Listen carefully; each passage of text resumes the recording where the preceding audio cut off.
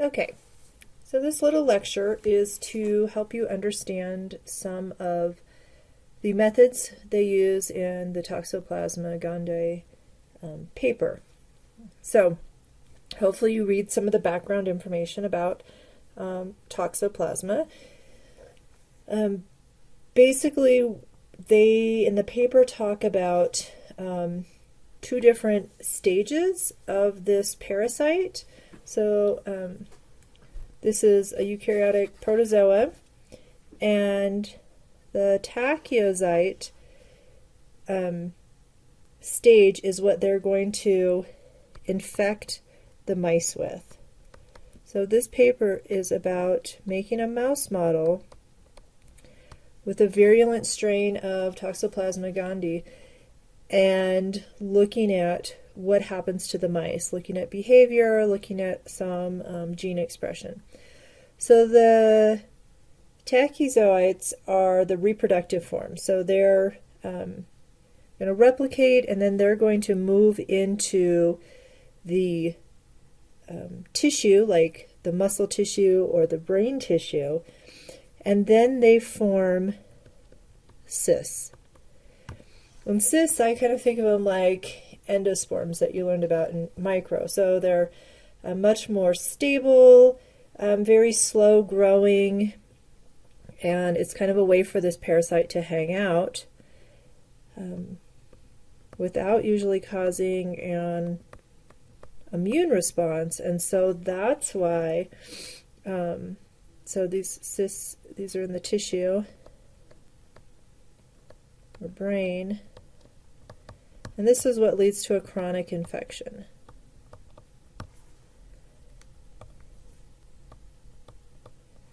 So it just doesn't really stimulate the immune system to attack it, and so it can remain there for a long time, the life of the organism.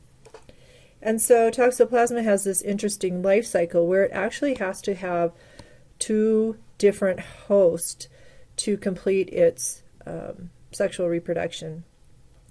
And what's super interesting is some of the studies that have been done with mice, and that they find that mice that are infected with toxo actually have a decreased fear to cats.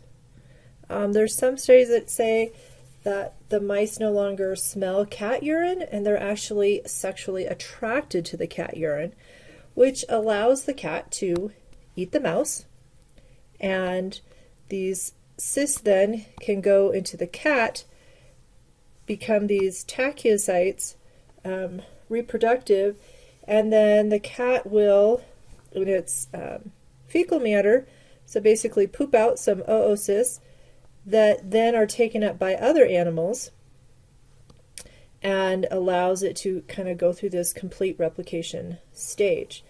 So in humans, we can ingest cysts if, and they can still be active if we undercook meat, like pork, it shows you lamb there, or by cleaning cat boxes. Sometimes we can kind of inoculate ourselves, infect ourselves with these oocysts. And the problem for humans, the biggest problem, is that it can go through, toxo can go through the placenta. So it can cross the placental barrier, and it can infect the child, and this can cause actually a lot of birth defects.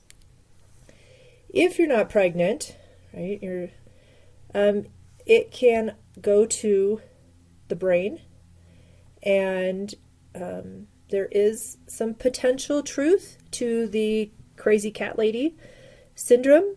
I've given you some different articles to look at for fun, to look at some background. And what this paper is trying to tackle is, can they make a mouse model with this virulent strain of toxo that causes these behavioral issues?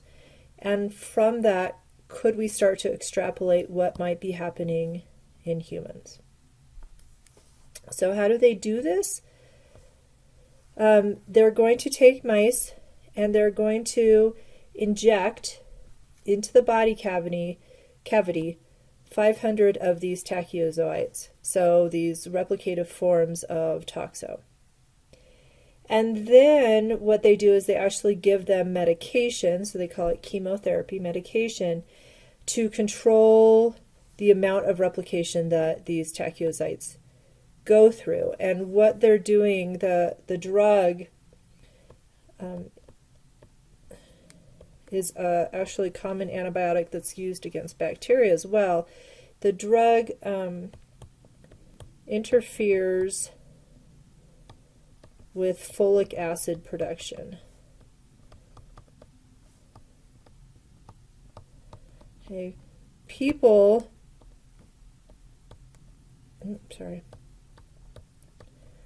we do not produce our own folic acid or folate.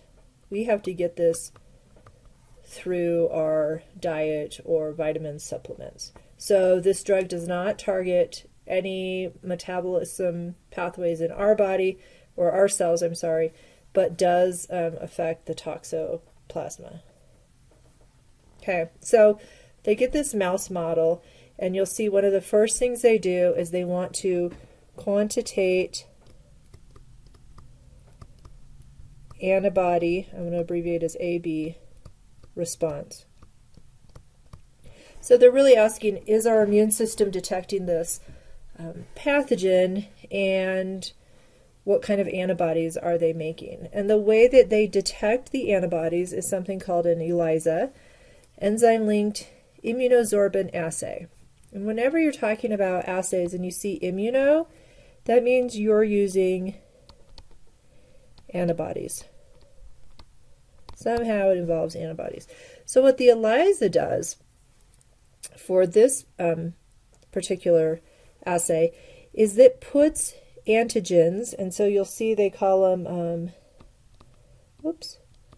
MAG1-4 and MAG1-5 antigens, so proteins that antibodies, that the MAG1 antibodies recognize, so they coat that. Then they put the sera, so blood from the mice that contain the different types of antibodies. And they're looking at an IgG Toxo antibody, so this is a general response to toxoplasma. General. And they're looking at MAG1 antibodies. Okay. And MAG1 usually indicates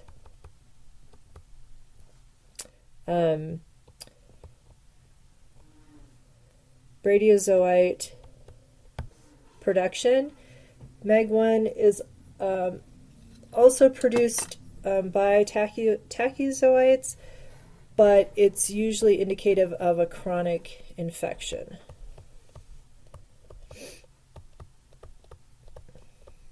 Okay, so MAG1 is just a protein produced by Toxo that the mice's immune system can make antibodies to.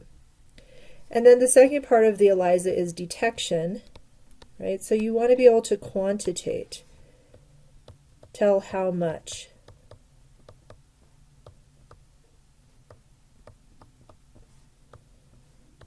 Right? Ooh, I can't spell detection. Detection. Oops, sorry. So you put a second antibody on there with some kind of enzyme, and what it's showing you here is when the enzyme interacts with the substrate, you get a color change. So they'll do a series of dilutions, and then you can quantitate. You have something called a plate reader that quantitates how intense all these spots are and can give you a value of how much antibody was in that sera from that mouse. The other thing they do are behavioral assays. So here's an example of an open field chamber. So you can see it has all this electronic equipment, and if you look at these little holes, it's sending light beams across. And you can see you have 2 layers of them. And this is actually adjustable, so you can raise it up or down. And so what they're measuring, oops, sorry. What they're measuring is what they say beams broken.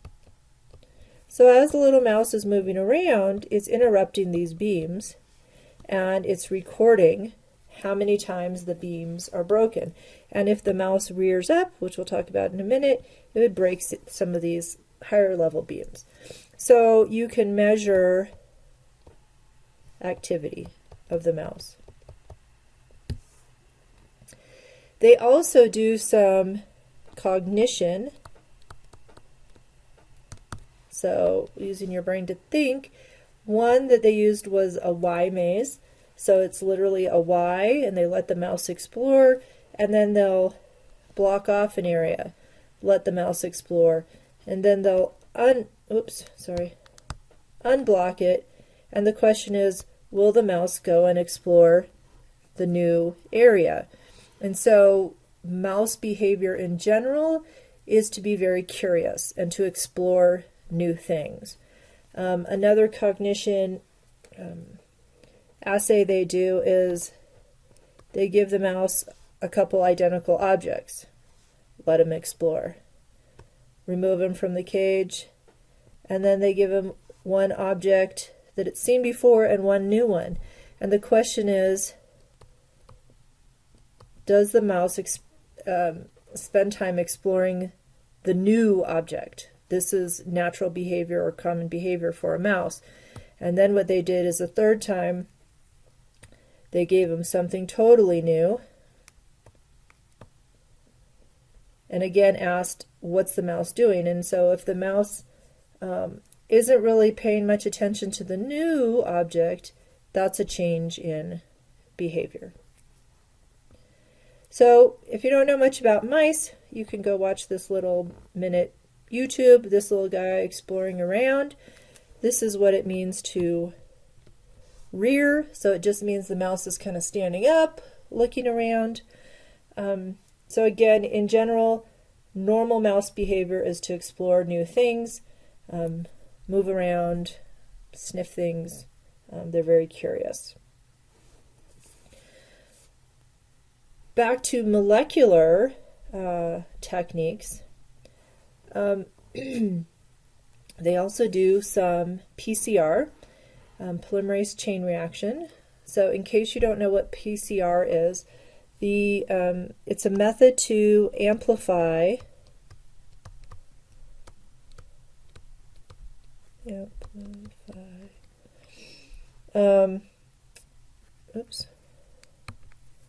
a DNA sequence. And basically what you're trying to do is make enough of it so that you can analyze it. Okay, so this is a gel, and I'll talk about that in a minute. Polymerase chain reaction is very specific. So you're not amplifying a whole chromosome. You probably aren't even amplifying an entire gene. But what you're using, just like with DNA replication, is you're using these sequence-specific, what we call primers,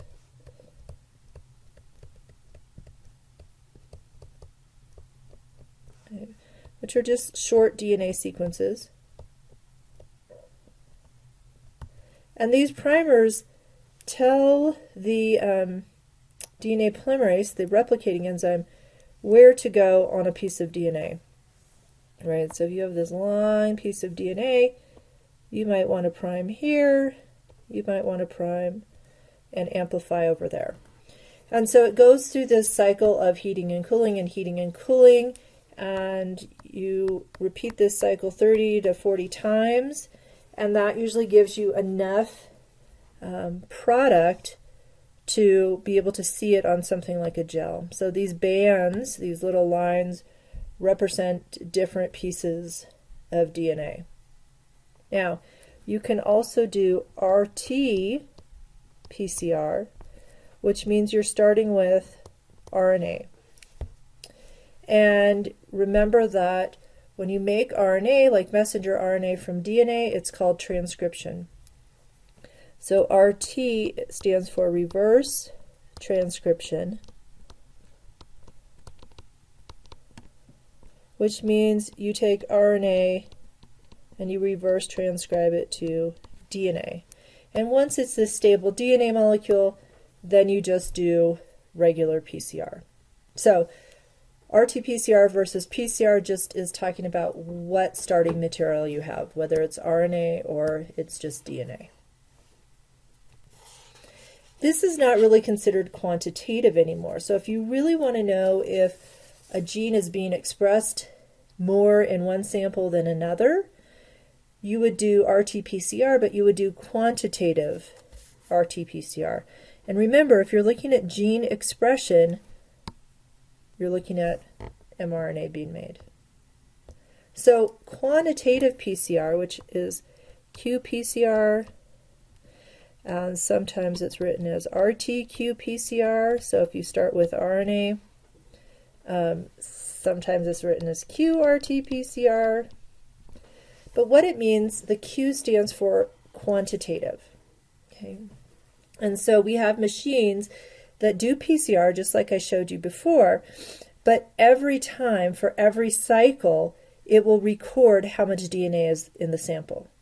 Okay, because after about 30 or 40 cycles, a lot of these samples max out, and they just can't keep making more and more DNA because they're using up the resources. The problem with running a gel like this is that these samples look very similar, but they could have, I'm sorry, let me say it this way, that's an artifact of running the PCR for so long, till everything's kind of maxing out. So what quantitative PCR does is it still does the 30 to 40 cycles, but it looks at the data and it determines this threshold where everything is in exponential growth. Okay? And now you can say, okay, the sample in green started that exponential growth at about cycle 11. And the sample in red didn't get there till, say, cycle 14, which means the sample in green has more DNA or RNA to start with than the sample in red, because it took longer to reach that same level of replication. And then these samples, black and pink and green, have even less DNA to start with, or RNA to start with. So now you can compare samples and get a quantitative measurement of how much material there was to start with. Another kind of nucleic acid, that they talk about in this paper is a microRNA. So a microRNA is encoded in your genome. So you have thousands of microRNAs. They get transcribed, but not translated. So they're never used to make protein. So they're functional RNAs on their own. And this diagram is showing you a little more than you need to know, but basically you've got transcription happening, you have processing of this microRNA, and eventually you get this single-stranded microRNA, and they're 21 to 24 nucleotides, very short. And they associate with this protein complex called RISC. So this is a protein complex. And they basically act as the guide. They tell the RISC what genes to go target. Okay, so you're going to end up with your target will be complementary, right? Base pairing, complementary to the guide RNA, which is the microRNA. And as you can see, there's a couple different consequences. That mRNA might be degraded, so chewed up, destroyed, or you may just have temporary inhibition of translation. So this is this really cool system in our cells that's another level of gene expression control. Okay. And so it's specific because you have to base pair, you have to be complementary. It's targeting gene expression. So microRNAs regulate gene expression. Okay. Whoops. They are super important in development, but they also get turned on as genes to be transcribed in different stages of growth and different times in your life and in different tissues. So understand that a microRNA is regulating gene expression. Okay, it's something naturally encoded in your genome, and they're going to analyze it by RTQ-PCR to look at expression levels of the microRNA to see if that is affecting the mouse behavior.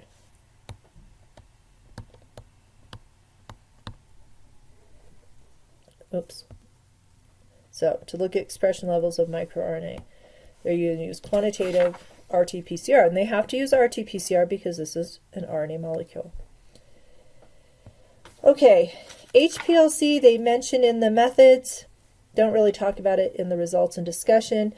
Just know that this is an analytical method of separating out compounds.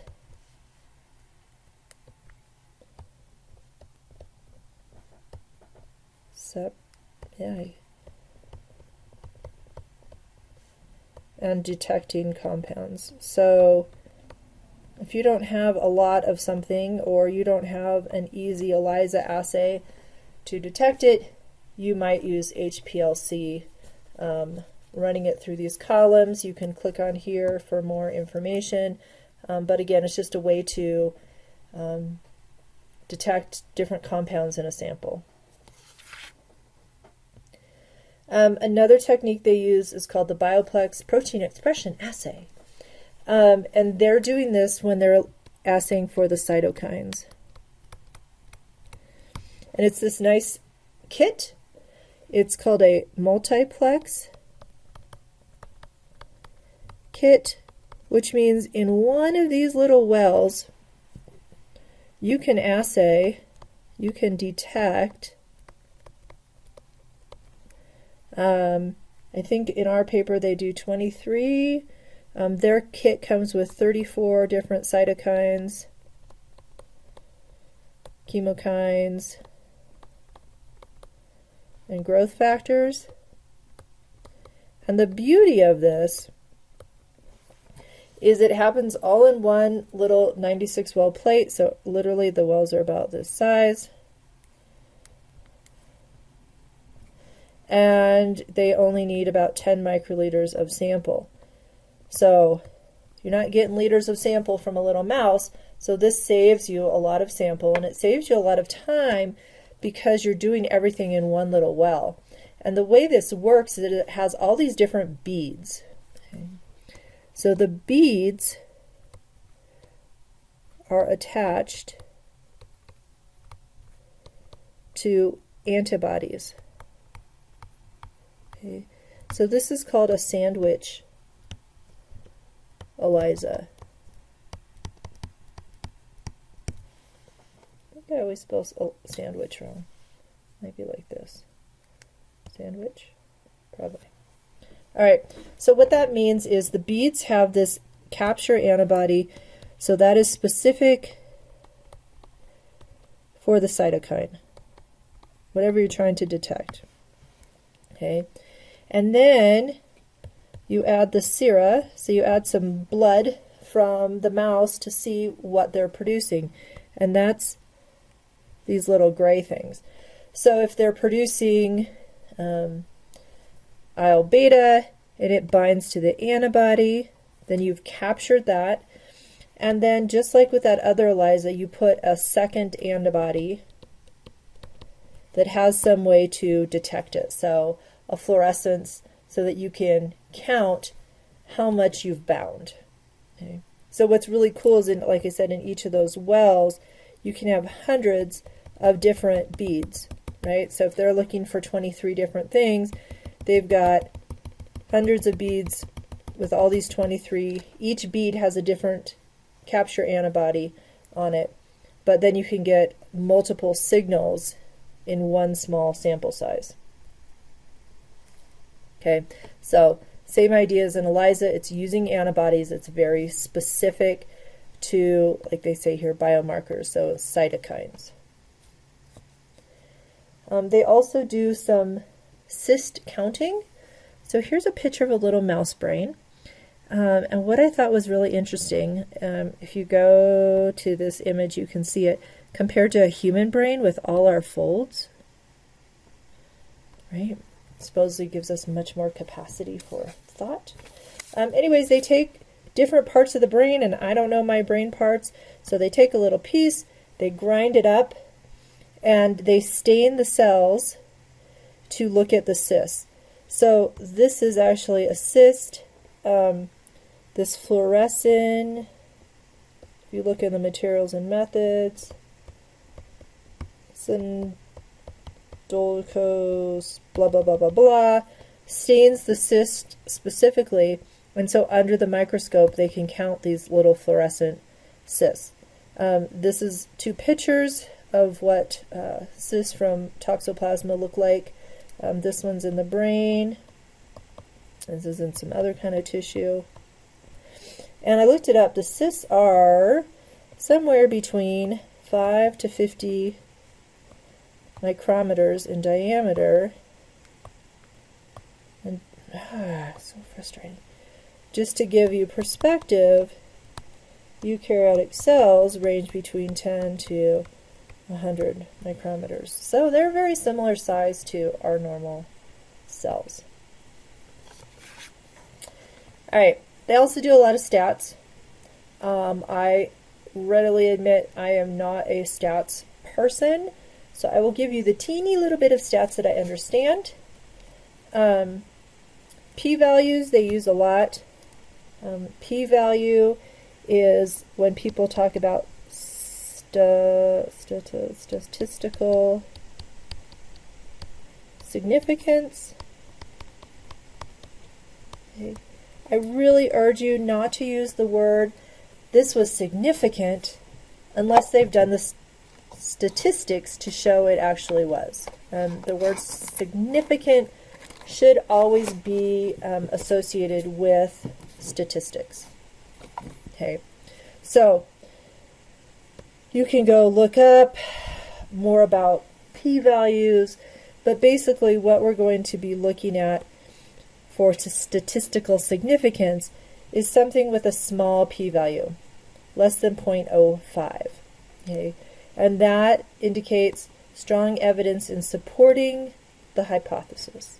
So if you think that there is a increase in MAG1 antibody levels compared to the control, you run the statistics and see if your p-value is less than 0.05. And you'll see on the figures that the p-value is represented like a little asterisk on the data. Okay, and so a single asterisk means the p-value is less than 0.05. A double, and this is all in the figure legends, means it's even more significant, less likely due to chance, and a triple asterisk is really, really significant. Okay. The thing you have to remember is you can have things that are statistically significant, but maybe not biologically significant. So one of the other things they do is they do correlation data. Okay, so they plot maybe antibody level versus behavior. Or it's probably the other way around. But anyways, what you're looking at are these trends, okay, between the data. So if the R value is a -1, this is indicating that as one component increases, the other decreases. So we say they have a negative or an inverse correlation. So when you read something that says there's an inverse correlation between these two things, you know that means as one of them goes up, the other one goes down. In contrast, an R value of +1 is a positive correlation, which means as one increases, so does the other.